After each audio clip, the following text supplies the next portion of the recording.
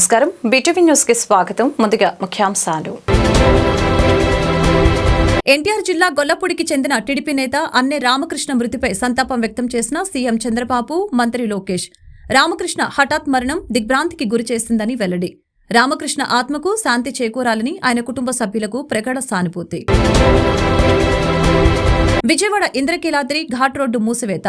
ఎడతెరిపి లేకుండా కురుస్తున్న భారీ వర్షాలతో కొండ చర్యలు విరిగి పడుతూ ఉండటంతో ఘాట్ రోడ్డు మూసివేస్తున్నట్లు ఆలయ అధికారులు వెల్లడి. మహామండపం నుంచి మాత్రమే భక్తులను అనుమతిస్తున్న వైనం. విజయవాడ కనకదుర్గమ్మకు తెలంగాణ బోనాలు సమర్పణ. బ్రాహ్మణ వీధి జమ్మిదొడ్డి నుండి భారీ ఊరేగింపుతో అమ్మవారికి బంగారు బోనం సమర్పించిన వైనం. 2 తెలుగు రాష్ట్రాల ప్రజలు సుఖ సంతోషాలతో ఉండాలని ప్రతి సంవత్సరం బంగారు బోనం ఇవ్వటం ఆనవాయితీగా వస్తున్నట్లు జోగిని విశాక్రాంతి స్పష్టీకరణ. విజయవాడ కొత్త గవర్నమెంట్ హాస్పిటల్ వద్ద జూనియర్ డాక్టర్ల సమ్మె. హాస్పిటల్లో జరిగిన దాడి ఘటనకు నిరసనగా జూనియర్ డాక్టర్లు సమ్మెను కొనసాగిస్తున్న వైనం. ఎన్టీఆర్ జిల్లా గొల్లపూడికి చెందిన తెలుగుదేశం పార్టీ నేత అన్నె రామకృష్ణ మృతిపై సీఎం చంద్రబాబు సంతాపం వ్యక్తం చేశారు. సీఎం చంద్రబాబుతో పాటు ఆయన తనయుడు మంత్రి లోకేష్ కూడా సంతాపం వ్యక్తం చేశారు. రామకృష్ణ హఠాత్ మరణం దిగ్భ్రాంతికి గురి చేసిందని సోషల్ మీడియా వేదికగా పోస్టు చేశారు. రామకృష్ణ ఆత్మకు శాంతి చేకూరాలని ఆయన కుటుంబ సభ్యులకు తన ప్రగాఢ సానుభూతిని తెలిపారు. ఎన్టీఆర్ జిల్లా గొల్లపూడికి చెందిన తెలుగుదేశం పార్టీ నేత అన్నె రామకృష్ణ మృతిపై సీఎం చంద్రబాబు, మంత్రి లోకేష్ సంతాపం తెలిపారు. రామకృష్ణ హఠాత్ మరణం దిగ్భ్రాంతికి గురిచేసిందని తెలిపారు. ఈ మేరకు ఎక్స్ లో పోస్టు చేశారు. తెలుగుదేశం పార్టీలో కీలకమైన ఓటర్ వెరిఫికేషన్ విభాగంలో రామకృష్ణ ఎంతో క్రియాశీలకంగా వ్యవహరించారని, సమర్థంగా పనిచేశారని చంద్రబాబు కొనియాడారు. ఓటర్ వెరిఫికేషన్ లో మంచి అనుభవం ఉన్న ఆయన్ను ఓటర్ రామకృష్ణగా పిలిచేవారని గుర్తు చేశారు. ఆయన ఆత్మకు శాంతి చేకూరాలని ప్రార్థించారు. రామకృష్ణ కుటుంబ సభ్యులకు తన ప్రగాఢ సానుభూతి తెలిపారు. తెలుగుదేశం పార్టీ కోసం అహర్నిశలు శ్రమించిన రామకృష్ణ అన్నకు అష్టు నివాళులు అర్పిస్తున్నానని లోకేష్ పేర్కొన్నారు. ఓటర్ వెరిఫికేషన్ విభాగానికి ఆయన ఎనలేని సేవలు అందించారని తెలిపారు. విజయవాడలోని దుర్గగుడి ఘాట్ రోడ్డును అధికారులు మూసివేశారు. ఎడతెరిపి లేకుండా కురుస్తున్న భారీ వర్షాలతో కొండ చర్యలు విరిగి పడుతూ ఉండటంతో ఘాట్ రోడ్డును మూసివేసినట్లు అధికారులు తెలిపారు. మహామండపం నుంచి మాత్రమే భక్తులను అనుమతిస్తున్నట్లు తెలిపారు. కొండరాళ్లు దొర్లిపడకుండా ముందస్తుగా ఘాట్ రోడ్డును అధికారులు మూసివేశారు. దుర్గా ఘాట్ నుంచి దేవస్థానం బస్సుల్ని మాత్రమే అనుమతిస్తున్నారు.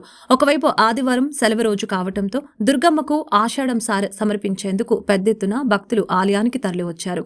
వాహనాలను నిలిపేందుకు రథం సెంటర్, పద్మావతి ఘాట్ల వద్ద పార్కింగ్ ఏర్పాటు చేశారు. భక్తుల రద్దీ దృష్ట్యా వీఐపీ దర్శనాలు ఉదయం 11 గంటల నుంచి మధ్యాహ్నం 2 గంటల వరకు రద్దు చేసినట్లు అధికారులు తెలిపారు. 2 తెలుగు రాష్ట్రాల ప్రజలు సుఖ సంతోషాలతో ఉండాలని ప్రతి ఏడాది అమ్మవారికి బంగారు బోనం ఇవ్వటం ఆనవాయితీగా వస్తున్నట్లు జోగిని విశాక్రాంతి స్పష్టం చేశారు. బ్రాహ్మణ వీధి జమ్మిదొడ్డి నుంచి భారీ ఊరేగింపుతో అమ్మవారికి బంగారు బోనం సమర్పించారు. ఇంద్రకీలాద్రి దుర్గమ్మకు హైదరాబాద్ లోని భాగ్యనగర్ మహంకాళి అమ్మవారి ఉమ్మడి దేవాలయ కమిటీ బంగారు బోనం సమర్పించింది. మహంకాళి జాతర ఉమ్మడి దేవాలయ ఊరేగింపు కమిటీ చైర్మన్ రాకేష్ తివారీ ఆధ్వర్యంలో జరిగిన బోనం సమర్పించే కార్యక్రమంలో వివిధ వేషధారణలు ధరించిన సుమారు 1000 మంది కళాకారులతో మేళతాళాలు, మంగళ వాయిద్యాల నడుమ భారీ ఊరేగింపుతో అమ్మవారికి బంగారు బోనం సమర్పించారు. ఈ సందర్భంగా జోగిని విశాక్రాంతి మాట్లాడారు. ప్రతి ఏడాది అమ్మవారికి బంగారు బోనం ఇవ్వటం ఆనవాయితీగా వస్తున్నట్లు తెలిపారు. 2 తెలుగు రాష్ట్ర ప్రజలు సుఖ సంతోషాలతో ఉండాలని అమ్మవారిని వేడుకుంటున్నట్లు చెప్పారు. జమ్మితోడ్డి నుంచి ఇంద్రకీలాద్రి వరకు కాలినడకన ఊరేగింపుగా వెళ్లి అమ్మవారికి బంగారు బోనం సమర్పించారు.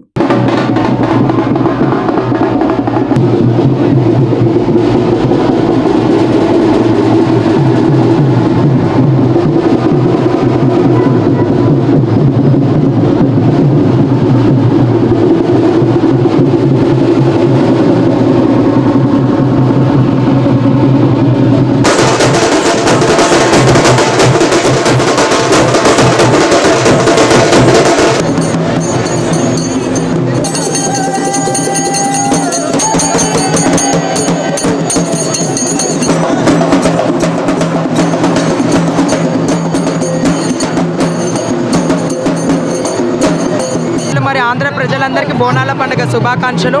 మా ఉమ్మడి దేవాలయం కమిటీ తరపు నుంచి అమ్మవారికి 15 సంవత్సరాల నుంచి చీరే సారే గాజులు పూలు అమ్మవారికి సమర్పిస్తున్నాము.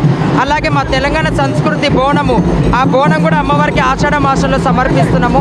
చాలా సంతోషంగా అనిపిస్తుంది. ఇది 7వ సంవత్సరం అమ్మవారికి బంగారు బోనం కూడా సమర్పిస్తున్నాము. మా కమిటీ వాళ్ళు ఒక భారీ ఎత్తున 2 రాష్ట్రాలు కలిసి ఉండాలని చెప్పి కోరుకుంటూ, ఈ దుర్గమ్మ కూడా మాకు తెలంగాణ ఆడపడుచులాగా భావిస్తూ మీ అమ్మవారికి చీరే సారే సమర్పించుకుంటున్నాం. అందరికీ కూడా ఆషాఢ మాస బోనాలు శుభాకాంక్షలు. ఈ బోనాల నైవేద్యం సమర్పణ 2018 ప్రారంభించాము. ఈ మాకు ముఖ్య ఉద్దేశం ఒకటి, ఇరు రాష్ట్రాలు బాగా ఉండాలి, వర్షాలు బాగా పడాలి, పంటలు బాగా పండాలి, అదేవిధంగా ఇరు రాష్ట్రాలు కూడా సుభిక్షంగా ఉండాలని, అష్టైశ్వర్యాలతో ఆయురారోగ్యాలతో ఉండాలి అని అమ్మవారి కోరుకుంటూ ఈ బంగారు పాత్రలో నైవేద్యం సమర్పించడం జరుగుతుంది.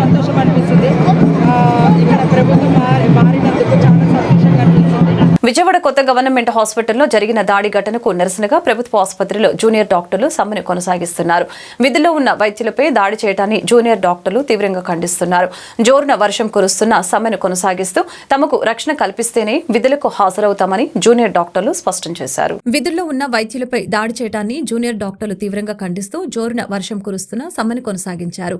విజయవాడ ప్రభుత్వ ఆసుపత్రిలో గురువారం అర్ధరాత్రి ఉద్రిక్త పరిస్థితి నెలకొంది. గడ్డి మందు తాగిన వ్యక్తిని చికిత్స నిమిత్తం నందిగామ నుంచి విజయవాడ ప్రభుత్వ ఆసుపత్రికి కుటుంబ సభ్యులు తరలించారు. వైద్యం చేస్తూ ఉండగా వ్యక్తి మృతి చెందాడు. వైద్యుల నిర్లక్ష్యం కారణంగానే చనిపోయారంటూ మృతుడి కుటుంబ సభ్యులు ఆగ్రహంతో వైద్యులపై దాడికి ప్రయత్నించారు. దాడిలో డ్యూటీలో ఉన్న వైద్యులపై బూతులతో కొందరు యువకులు రెచ్చిపోయారు. అంతటితో ఆగకుండా దాడి చేయబోగా నర్సులు అడ్డుకున్నారు. ఆసుపత్రిలో మృతుని కుటుంబ సభ్యులు ఆందోళన చేస్తున్న విషయం తెలుసుకున్న సీఐ గున్రాం పోలీస్ సిబ్బందితో అక్కడికి చేరుకున్నారు. ఇరు వర్గాలకు సర్ది చెప్పిన పోలీసులు ఫిర్యాదు తీసుకున్నారు. ఈ దాడి ఘటనకు నిరసనగా ప్రభుత్వ ఆసుపత్రిలో జూనియర్ డాక్టర్లు సమ్మెకు పిలుపునిచ్చారు. విధుల్లో ఉన్న వైద్యులపై దాడి చేయడాన్ని జూనియర్ డాక్టర్లు తీవ్రంగా ఖండించారు. క్యాజువాలిటీలో సరైన సౌకర్యాలు లేకపోతే మేమేం చేస్తామని జూనియర్ డాక్టర్లు ప్రశ్నిస్తున్నారు. సూపరింటెండెంట్ వెంకటేశ్వరరావు, ఏసీపీ భాస్కర్ రావుతో వైద్య విద్యార్థులు చర్చలు జరుపుతున్నారు. ఎమర్జెన్సీ కేసులు యథాతథంగా కొనసాగిస్తామని జూనియర్ డాక్టర్లు తెలిపారు. జిల్లాలోని జలాశయాలను పరిశీలించేందుకు తొలిసారిగా రాష్ట్ర జలవనరుల శాఖ మంత్రి నిమ్మల రామానాయుడు నెల్లూరుకు విచ్చేశారు. నెల్లూరు ఆర్ఎన్బి గెస్ట్ హౌస్ లో విడిది చేసిన మంత్రిని నెల్లూరు జిల్లా మంత్రులు డాక్టర్ పొంగూరు నారాయణ, ఆనం రామనారాయణ రెడ్డి మర్యాదపూర్వకంగా కలిసి పుష్పగుచ్చం అందజేసి శాలువాతో సత్కరించి ఘన స్వాగతం పలికారు. అనంతరం పలు విషయాలతో పాటు జిల్లాలో ఉన్న జల వనరులపై సుదీర్ఘంగా చర్చించుకున్నారు. వారి వెంట ఎంపీ వేమిరెడ్డి ప్రభాకర్ రెడ్డి, జాతీయ ప్రధాన కార్యదర్శి బీదా రవిచంద్ర, ఎమ్మెల్యేలు సోమిరెడ్డి చంద్రమోహన్ రెడ్డి, దగ్గుమాటి కృష్ణారెడ్డి, వేమిరెడ్డి ప్రశాంత్ రెడ్డి, జిల్లా అధ్యక్షులు అబ్దుల్ అజీజ్ తో పాటు జిల్లా కలెక్టర్ ఆనంద్ ఉన్నారు.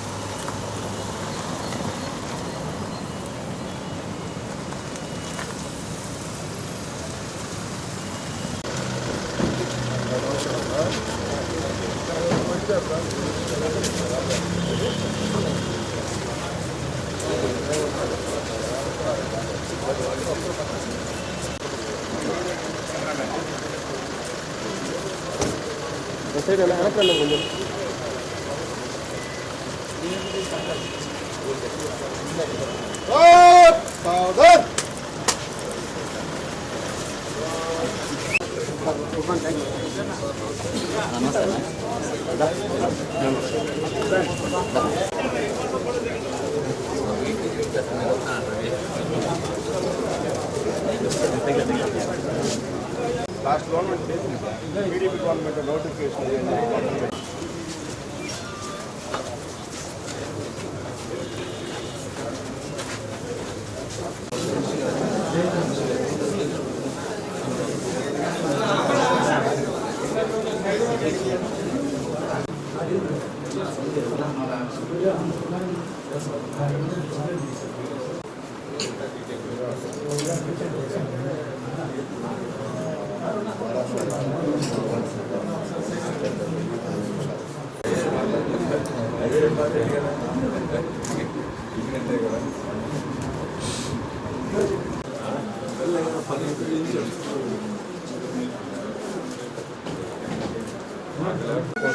అన్న ఒక సైడ్ అన్న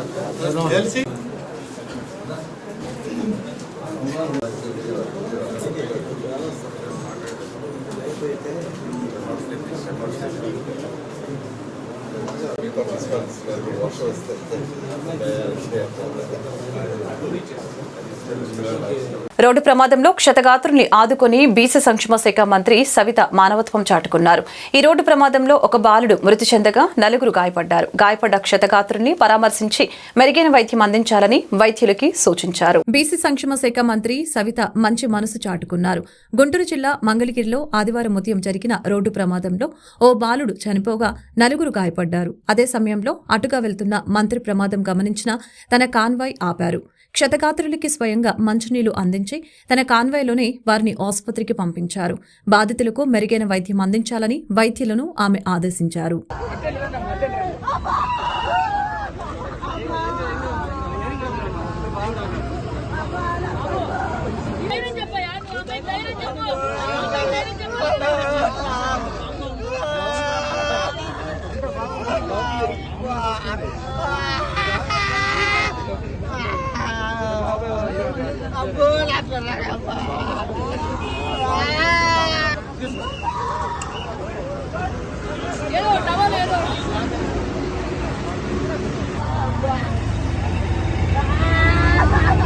మాజీ ముఖ్యమంత్రి జగన్ 5 ఏళ్ల పాలనపై మాజీ మంత్రి దేవినేని ఉమా ఆరోపణలు చేశారు.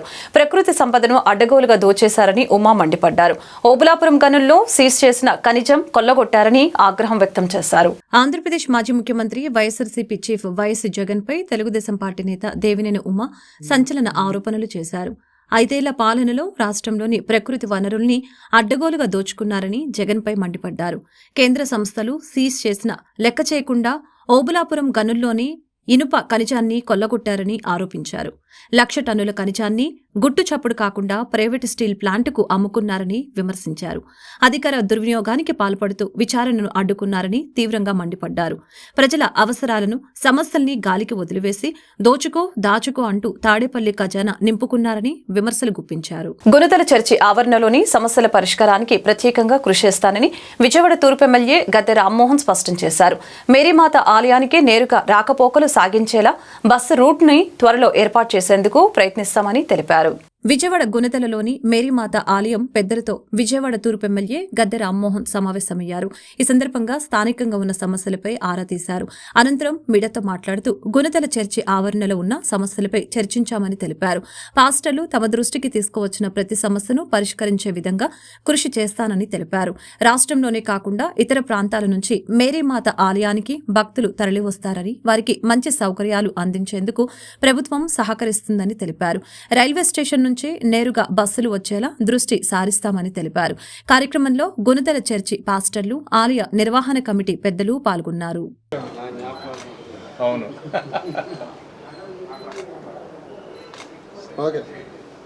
మన భారతదేశంలోనే ఈ దేవాలయం, ప్రత్యేకంగా మేరీమాత దేవాలయం అతిపెద్ద 2వ దేవాలయం. అనేక మంది భక్తులు, చూడండి ఎంతమంది భక్తులు ఇక్కడికి వస్తూ ఉన్నారు. ఈ రోజున ఆ కమిటీ అందరికి కూడా నేను కృతజ్ఞతలు చెప్పే కార్యక్రమంగా ఇక్కడికి వచ్చి దేవుడి ఆశీస్సుల కోసం ఇక్కడ రావడం జరిగింది. మరి దైవజనులు నాకు ప్రార్థన చేసి ఆశీస్సులు ఇవ్వడం కూడా జరిగింది. ఇక్కడున్న కమిటీ వారు కూడా నాకు కొన్ని వాళ్ళకున్న ప్రాబ్లమ్స్ కొన్ని ఇచ్చారు. దాంట్లో ప్రధానంగా బస్టాండ్ నుంచి, రైల్వే స్టేషన్ నుంచి వచ్చే భక్తులు, ఎందుకంటే జిల్లా నుంచే కాదు ఇతర జిల్లాల నుంచి కూడా చాలామంది వస్తారు. ఆ భక్తులకు రవాణా సౌకర్యం కల్పించడానికి ఆర్టీసీతో మాట్లాడి అనుకూలమైన విధంగా ఖచ్చితంగా రైల్వే స్టేషన్ నుంచి, బస్టాండ్ నుంచి దేవాలయానికి వచ్చి మళ్ళీ దేవాలయం నుంచి వెనక్కి వెళ్ళేటట్టుగా బస్సులు ఒకటి అడిగారు. అదేవిధంగా ఈ యొక్క భక్తులు రావడానికి వీలు ఉండే విధంగా ఈ రహదారులన్నీ కూడా ఒకసారి పరిశీలించమన్నారు. ఇంకోటి మూడో సమస్య అది రహదారులది. ఆ విధంగా చిన్న చిన్న సమస్యలు కూడా ఇచ్చారు.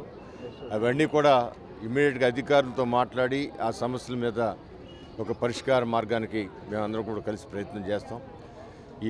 ఈ దేవతకి భక్తులకు వచ్చేవాళ్ళు సకల సౌకర్యాలు కల్పించే విధంగా ప్రభుత్వం నుంచి ఎలాంటి అవసరం ఉందో అన్ని అవసరాలు కూడా నారా చంద్రబాబు నాయుడు గారి యొక్క ఆశీస్సులతో అవన్నీ కూడా పరిష్కరించేటట్టుగా ఈ చర్చి కూడా పెద్ద చర్చి, మంచి చర్చి నిర్మాణం జరుగుతోంది.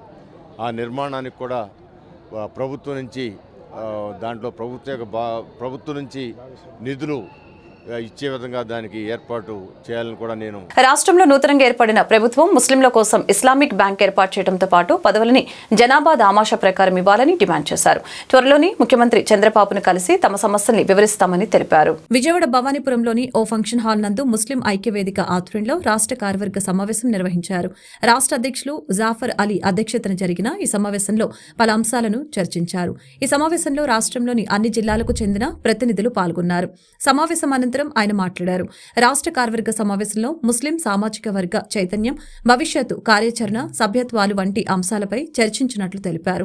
రాష్ట్రంలో నూతనంగా ఏర్పడిన ప్రభుత్వం ముస్లింల కోసం ఇస్లామిక్ బ్యాంక్ ఏర్పాటు చేయడంతో పాటు పదవులను జనాభా దామాషా ప్రకారం అమలు చేయాలని కోరారు. త్వరలోనే ముఖ్యమంత్రి చంద్రబాబును కలిసి తమ సమస్యలు వివరిస్తామని తెలిపారు.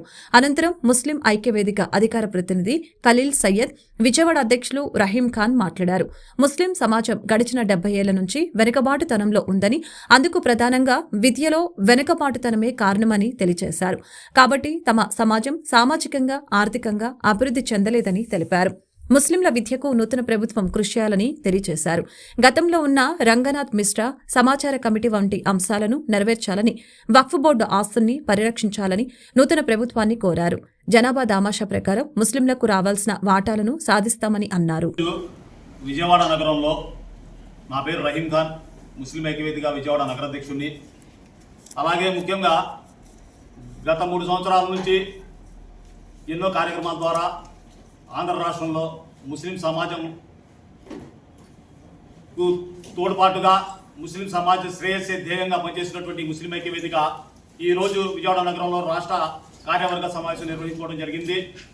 అలాగే ప్రధాన అజెండా ముస్లిం ఐక్యవేదిక యొక్క ప్రధాన లక్ష్యం ముఖ్యంగా రాజ్యాంగ పరిరక్షణ, అలాగే సోదర భావం, అలాగే ఏదైతే గతంలో చాలా సంవత్సరాల క్రితం రంగనాథ్ మిశ్రా మరియు సచార్ కమిటీ చూపినటువంటి నివేదికలు ఏదైతే ఉన్నాయో, ప్రభుత్వాలు చెప్పినటువంటి నివేదికలు, వాటిని తూచా తప్పకుండా అమలుపరచడం, అలాగే రాబోయే రోజుల్లో మరీ ముఖ్యంగా వక్ఫ్ బోర్డు ఆస్తుల పరిరక్షణ కోసం, అలాగే ముస్లిం సమాజంలో నెలకొన్నటువంటి ఏదైతే రాజకీయ చైతన్యం కావనివ్వండి, విద్యా ఉపాధి రంగాలలో ముస్లిం సమాజం ముందుండే విధంగా తప్పకుండా ముస్లిం ఐక్యవేదిక పనిచేస్తుందని చెప్పేసి కూడా ఈ విధంగా తెలియజేస్తా ఉన్నాం.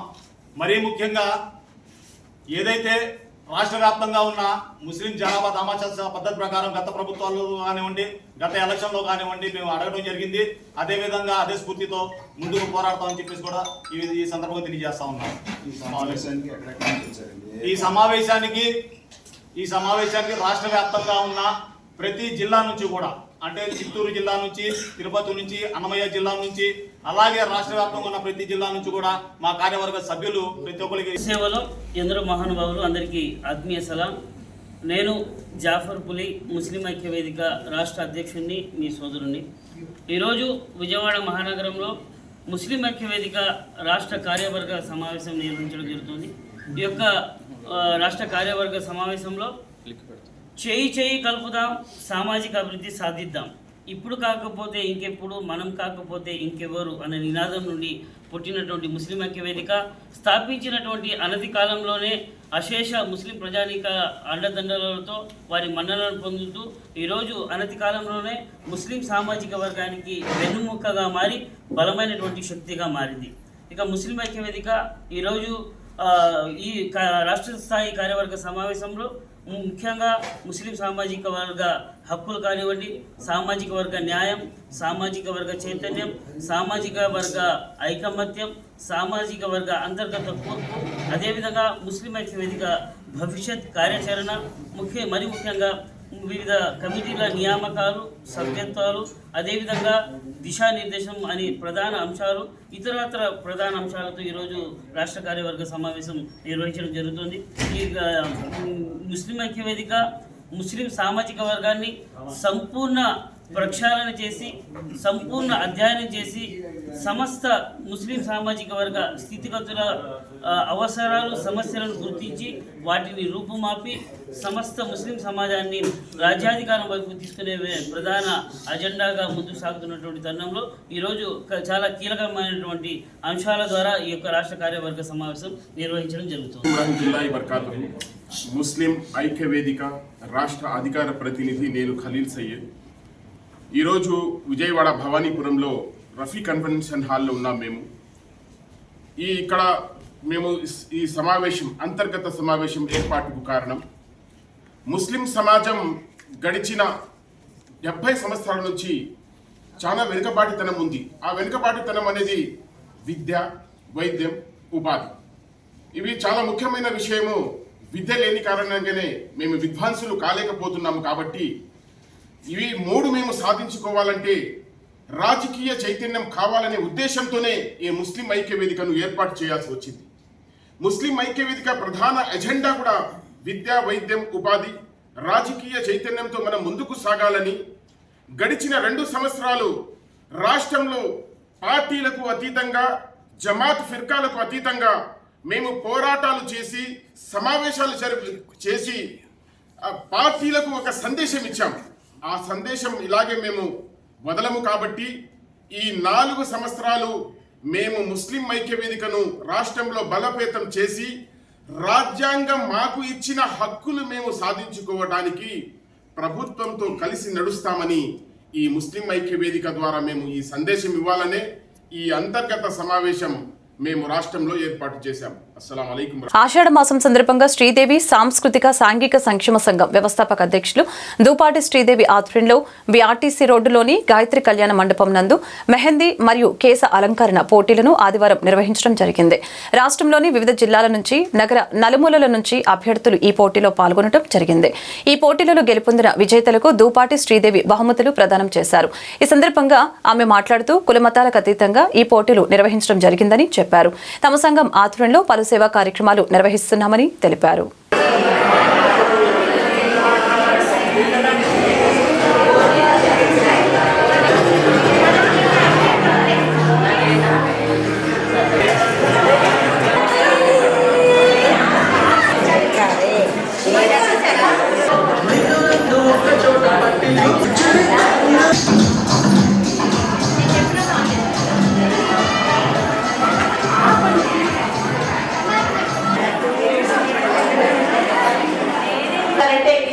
ప్రోగ్రామ్ కానీ కింద అది కానీ వాళ్ళే నిర్వహిస్తుంటారు. ఈరోజు వార్తను ముగించే ముందు ముఖ్యాంశాలు మరొకసారి. ఎన్టీఆర్ జిల్లా గొల్లపూడికి చెందిన టీడీపీ నేత అన్నె రామకృష్ణ మృతిపై సంతాపం వ్యక్తం చేసిన సీఎం చంద్రబాబు, మంత్రి లోకేష్. రామకృష్ణ హఠాత్ మరణం దిగ్భ్రాంతికి గురిచేసిందని వెల్లడి. రామకృష్ణ ఆత్మకు శాంతి చేకూరాలని ఆయన కుటుంబ సభ్యులకు ప్రగాఢ సానుభూతి. విజయవాడ ఇంద్రకీలాద్రి ఘాట్ రోడ్డు మూసివేత. ఎడతెరపి లేకుండా కురుస్తున్న భారీ వర్షాలతో కొండ చర్యలు విరిగి పడుతూ ఉండటంతో ఘాట్ రోడ్డు మూసివేసినట్లు ఆలయ అధికారులు వెల్లడి. మహామండపం నుంచి మాత్రమే భక్తులను అనుమతిస్తున్న వైనం. విజయవాడ కనకదుర్గమ్మకు తెలంగాణ బోనాలు సమర్పణ.